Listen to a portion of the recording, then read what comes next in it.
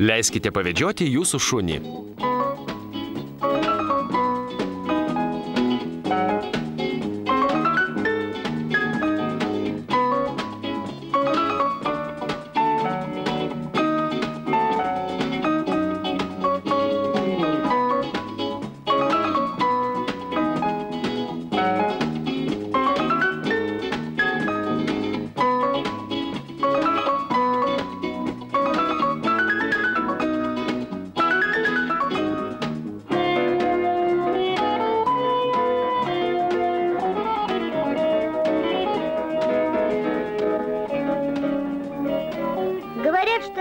Sako, kad visi geri žmonės mėgsta šunis. Aš ne visai geras, bet mėgstu šunis. Labai, labai. Jei jūs neturite laiko pasivaikščioti su savo šunimi, paprašykite ir parašykit man raštelį ir viskas bus gerai. Kiekvieną rytą gaunu kelis tokius raštelius.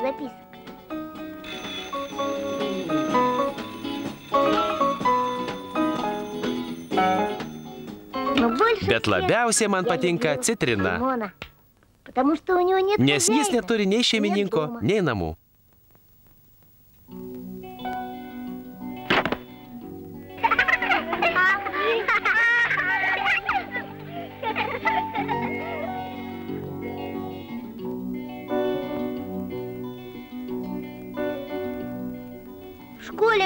Mokykloje man ne visada sekasi. Per pamokas aš visada galvoju apie šunis, kurie vieni kamuojasi namie ir laukia, kol aš jų ateisiu.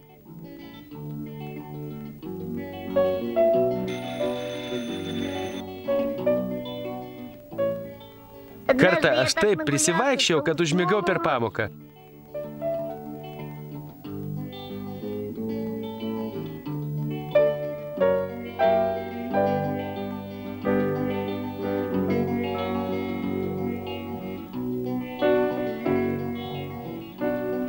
Ir man prisisapnavo citrina. Šaunuolis, jis mane pažadino, mokytoja paklausė. Ką sapnavai? Citrina. Kokią citriną, nustebo mokytoja. Ta akimirką suskambo skambutis ir aš nubėgau.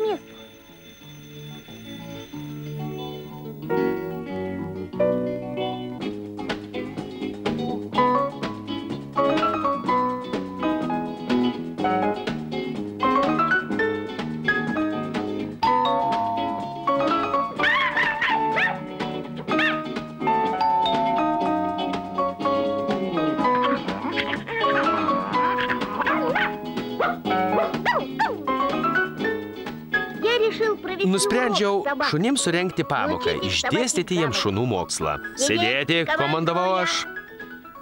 Gulėti, komandavau aš.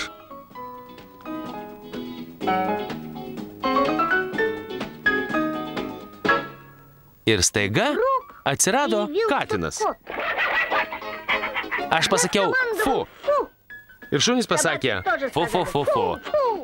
Bet katinas viskas sugadino.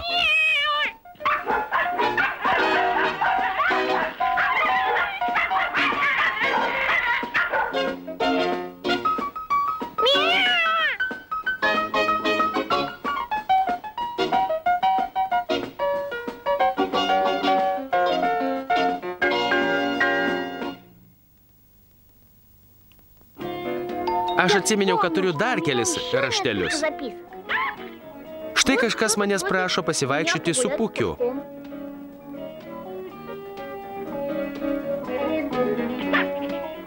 Bet vietoj Pukio man davė 3 kūdikius.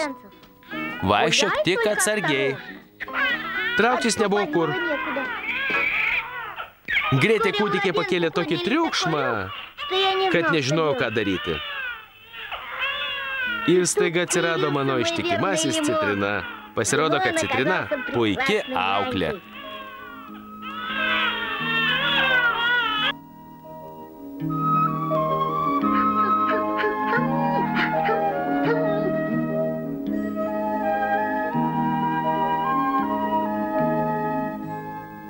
Paskui atėjo jų mama. Kažkodėl aš ir citrina jai nepatikome. Ir ji nusivežė savo mažylius. Atnešiau citrinai pusryčius. Valgyk citriną. Šiandien vėl davė sumuštinių, o aš jų visiškai nemėgstu.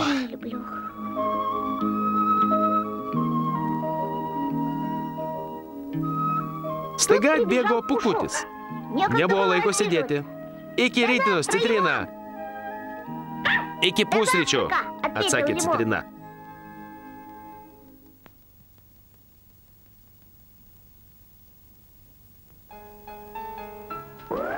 Netikėtai ėmė pūsti vėjas ir nutraukė mano kepurę.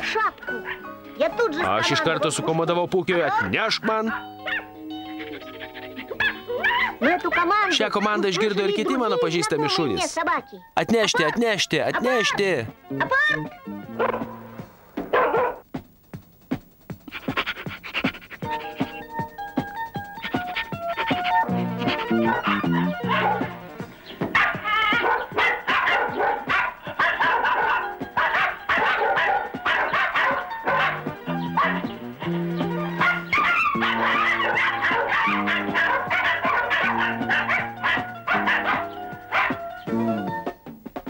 Galiausiai mano draugas Ruslanas grąžino man kepurę. Ir Pūkį. Visi draugai susirinko prie manęs ir tada atėjo mokytoja. Jis susipažino su Citrina, jis jai palaižė ranką ir užkariavo jos širdį.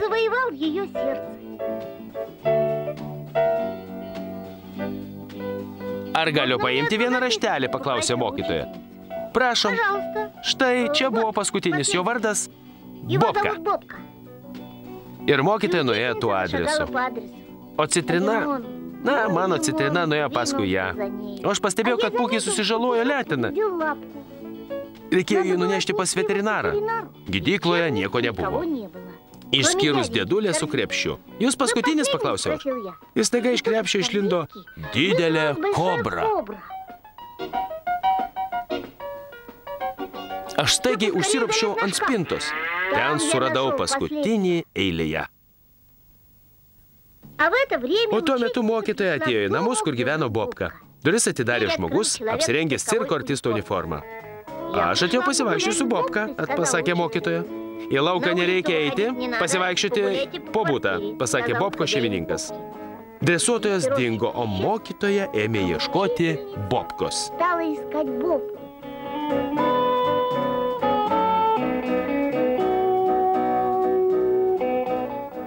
Ir surado jį.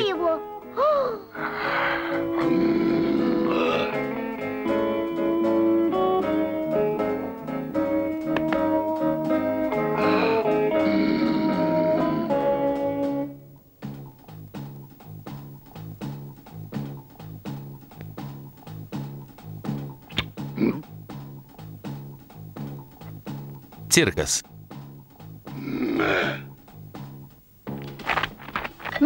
Atėjo vakaras, aš sėdau ruošti pamokų, o mokytoja cirko artisto virtuvėje dresavo Bobką. Tai buvo cirkas. Nesikūprink, Bobka. Netarškėk šaukšto.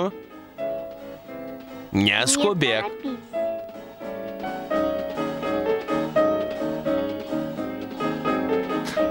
Aš jau miegojau, tuo tarpu mokytoja vis dar tikrino sąsiuvinius, o Bobka jai padėjo. O lauke jos laukė Citrina. Jis džiaugsmingai ėmė vizginti uodegą ir jie drauge ėmė eiti.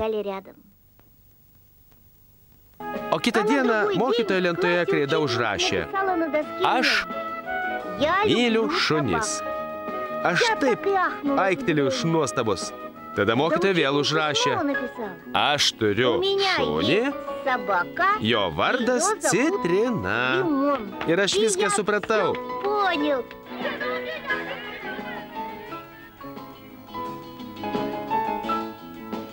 Jei jūs neturite laiko pasivaikščioti su savo šunimi, pasakykit man ir viskas bus gerai.